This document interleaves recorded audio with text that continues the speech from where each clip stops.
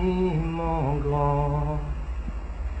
Ô Dieu éternel, que ton nom est infiniment grand. Ta majesté s'élève au-dessus des cieux, que ton nom est infiniment grand. Que son nom soit élevé, que son nom soit béni. Je vous salue. Je suis votre frère Christ Élysée.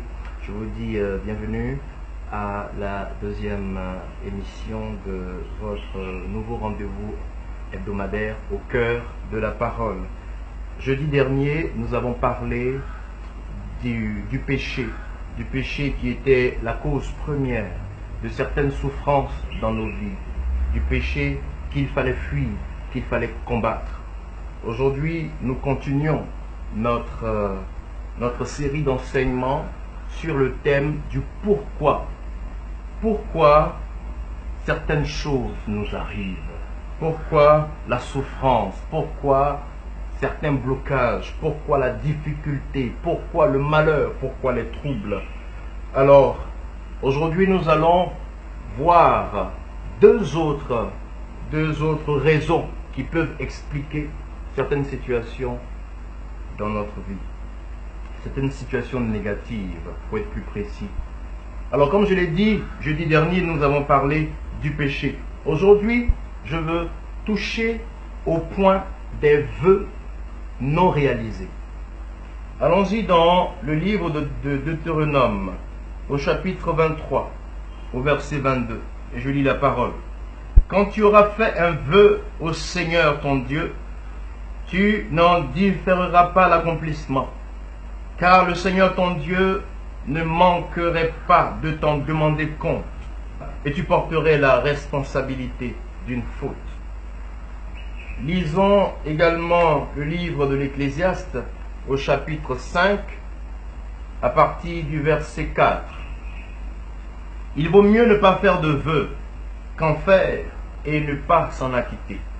Ne laisse pas tes paroles te charger d'une faute et ne va pas dire aux représentants de Dieu, mon vœu était une erreur. Pourquoi irriter Dieu par tes paroles et faire échouer tes entreprises? Mes amis, il est dangereux de faire des vœux au Seigneur et de ne pas les réaliser. Il est dangereux de faire des promesses à Dieu et de ne pas les réaliser. Beaucoup ont fermé des portes dans leur vie parce qu'ils ont fait des vœux très souvent à la hâte, parce que nous sommes pris d'un sentiment, un sentiment de joie, un sentiment fugace, et nous prenons toutes sortes de résolutions, toutes sortes de promesses devant le Seigneur. Et lorsque les temps arrivent pour la réalisation de ces promesses-là, nous les oublions, alors que Dieu n'oublie pas. Dieu n'oublie pas. Combien sommes-nous qui avons pris des promesses, qui avons fait des promesses à Dieu, de donner une certaine somme d'argent pour la construction de la grotte de notre paroisse? Combien sommes-nous à avoir pris des décisions de donner telle partie de notre salaire au curé de la paroisse? Combien sommes-nous à avoir pris ce genre de décision? Et après, quand l'argent arrive, nous nous rappelons que nous avons d'autres dépenses plus importantes. Nous avons d'autres dépenses plus urgentes. Et nous oublions le vœu que nous avons fait. C'est dangereux, mes frères. C'est dangereux, mes sœurs. Si cela a été fait, il faut se repentir. Il faut se repentir. Le livre de Deutéronome l'a dit. Il ne faut pas se hâter à faire des promesses à Dieu. Celui qui ne fait pas de promesses, celui qui ne fait pas de vœux, n'a pas péché. Mais celui qui en fait et qui ne les honore pas, se met dans une situation très, très dangereuse vis-à-vis du Seigneur. Je me souviens de cette dame qui a promis donner des bouquets de fleurs à la Vierge Marie. Juste des fleurs, hein, ok? Et voici que la période arrive, elle a oublié. Elle a vaqué à ses occupations, comme d'habitude. Et elle a commencé à vivre des difficultés dans sa vie. Elle a alors posé la question au Seigneur dans la prière. Et mon Dieu, qu'est-ce qui se passe? Qu'est-ce qui est la source de ce que je suis en train de vivre? Ai-je fait quelque chose Ou suis-je en train de vivre simplement une épreuve que tu as mise sur mon chemin? Et le Saint-Esprit va lui donner le discernement clair. Tu as promis de donner un bouquet à ma mère, à la mère de Jésus, ce que tu n'as pas fait. Il faut vous rendre compte, juste des fleurs, hein? Dieu ne cherche pas à ce qu'on lui envoie des fleurs. Je veux dire, le problème en lui-même n'est pas les fleurs, mais c'est la parole qui avait été donnée, qui n'a pas été respectée. Frères et sœurs, si vous avez fait des promesses à Dieu, il faut vous acquitter de vos promesses. Il faut honorer Dieu en faisant ce que vous avez décidé de faire. Autre chose qui souvent crée le trouble dans notre vie, attire une forme de malédiction, c'est lorsque nous résistons, lorsque Dieu nous appelle à le servir.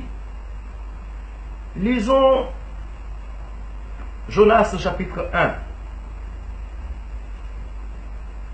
à partir du verset 1 à 4. Et je lis: Le Seigneur adressa la parole à Jonas, fils d'Amittai, en ces termes: Mets-toi en route, va à Ninive, la grande ville, et proclame des menaces contre ses habitants, car l'écho de leur méchanceté est parvenu jusqu'à moi. Jonas se mit en route pour s'enfuir à Tarsis, loin de la présence du Seigneur.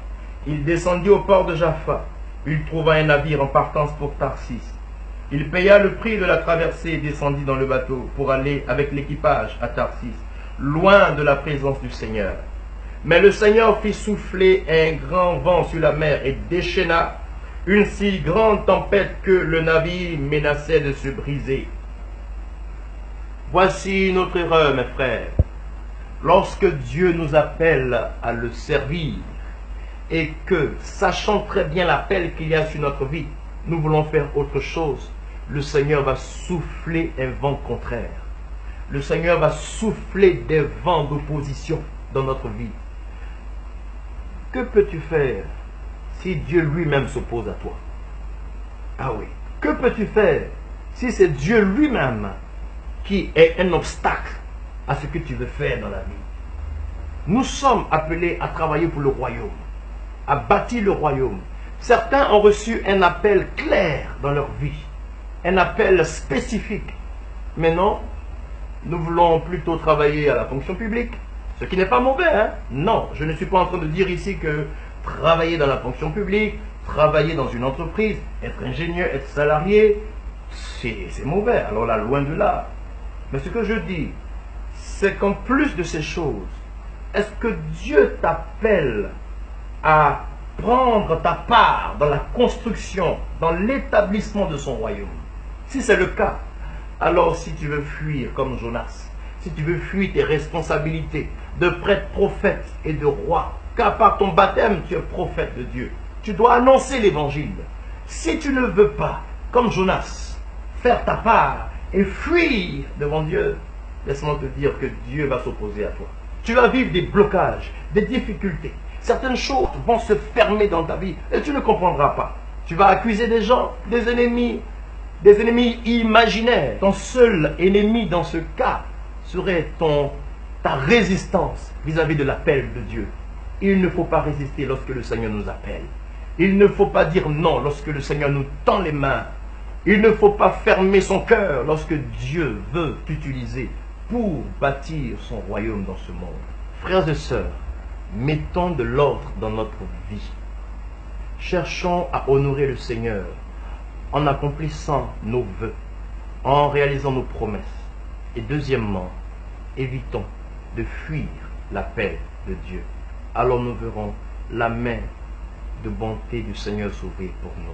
Je vous donne rendez-vous jeudi prochain pour la suite de cet enseignement. N'oubliez pas, partagez au maximum, likez la vidéo, demandez à vos frères et sœurs de liker cette vidéo également, et n'oubliez pas, vous pouvez me poser des questions en envoyant un message sur l'adresse électronique qui s'affiche ici en bas. Que Dieu vous bénisse et je vous dis très bon carême et à très bientôt. Priez avec moi. Seigneur éternel, nous bénissons ton nom pour ta parole qui nous fait du bien ce soir, qui fait du bien à nos âmes. Nous te demandons cette grâce de nous donner la force de réaliser nos vœux, de t'honorer, Seigneur Dieu, en marchant à ta suite dans le ministère, dans l'œuvre que tu nous confies en tant que baptisés. Merci pour ta grâce et pour ta bonté. Merci de rejoindre chacun de tes enfants qui regardent et qui écoutent ce message. Dans le nom de Jésus de Nazareth, nous avons prié. Amen.